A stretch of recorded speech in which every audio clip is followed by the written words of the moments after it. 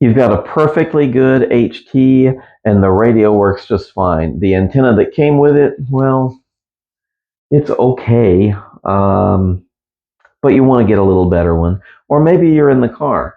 Maybe you're in the car and you're kind of feeling silly with this inside a Faraday cage. And so you want to connect to the mobile antenna on the outside of the vehicle. And so you need the right connector. You need the right thing to adapt this to something that looks like this. And so you need adapters. I have them in my kit. I carry them with me in the back of my car wherever I go so that I can get my menagerie of handhelds attached to the mobile antenna on the vehicle. And so in this video, we're going to break down each of these adapters, the ones that you want to get, the most important ones, and we'll mention some of the other ones that are out there. But I'm going to start with the one that you will see the most on these handhelds, and it is the SMA, which is the sub-miniature version A. And many of the Baofengs and Retevis, this is a Retevis and it's got a female SMA there.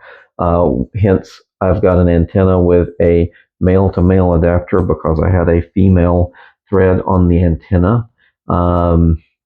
Most of these mid-tier and cheap radios, if you've bought an HT in the last decade, it's probably going to have an SMA plug on it. The Woshun here, for instance, has an SMA-Male,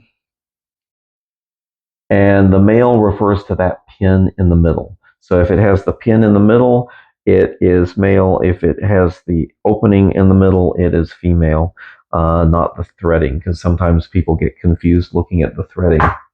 But the SMA is a pretty popular one. It's a $4 adapter. And so what I have done here with my kit, for instance, I have, and you notice these are still, sealed in the bag. I haven't had to dig into these. I've got, some adapters here. Male to male, female to female adapters in there and in this kit. And here you notice I've got an SMA-Male that goes to another larger one, which we'll talk about that one in a minute. But before I talk about that one, I want to talk about the adapter that you'll see for most scanners. And this is the BNC plug. I really love the BNC plug myself. It's one of my favorites, actually, because it makes a quick release, and that's awesome. It does like a quarter twist and snaps into place. Here is, I don't know if you can see it well through the plastic. Let me just dig it out while I'm talking. So the BNC connector stands for Bayonet Neill-Concelman. I guess I probably butchered the names. I'm sorry to the guys that designed it. That was their names attached to it, and it's the bayonet part which has the little pin in the middle that you will see there, and then our little twist to connect, and it's a nice sturdy connection. I absolutely love that, and it's on most scanners for quite a number of years. You'll find it on Whistler scanners, on Uniden scanners. You will find it sometimes on bench test equipment.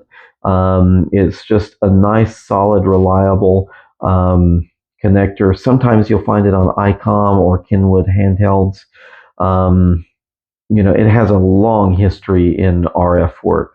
The practical reality of it is if you've got a scanner and a Baofeng, you're going to need one of these in your collection too, so you can get your antenna from the scanner to work with the handheld antenna maybe to work with the scanner. Because sometimes I've swapped antennas around just because one has better performance than the other in a certain frequency range. So one of the mobile antennas that I have actually has a BNC connector, and the other one has this next kind of connector, which we're going to talk about, which goes under so many different names. People get this one confused all the time. It's called the UHF connector, or the PL259, or the SO239, or the big one. Sometimes people just say, hey, it's got the big plug on it. I don't know what it's called. I can't keep track. And so this is the UHF connector. And this is actually, I want to say, the PL259N because it's the plug. 259 is the military designation for the connector. And then this is the SO239 end, which is the socket. And this is what you'll find a lot of times mounted on the back of your mobile radio. And this is the end that you will see coming off of your mobile antenna. And so you're going to want adapters for those. This is a BNC adapter for it. This is an SMA adapter for it.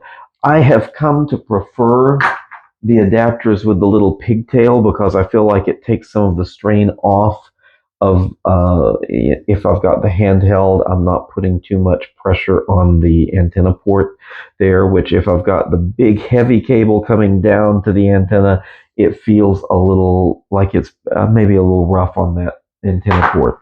I do not have firsthand experience with the antenna plug coming loose, but I feel like that's a potential weak spot, and I've heard other people talk about their antenna port coming loose.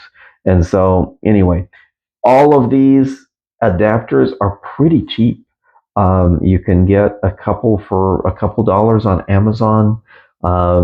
You've got the names now. We've gone through the names there of the most prominent ones.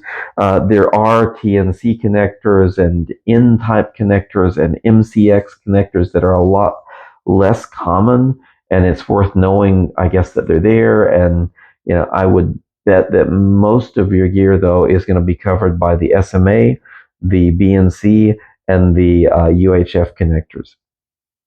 And so build your kit of adapters so that if something happens to one antenna, maybe the cable goes and you can't fix it right now, you can switch and use another one. So you can use your HT in the car instead of using the whip antenna, or maybe you want to run, who knows, you want to connect your HT to an antenna that's mounted at the house.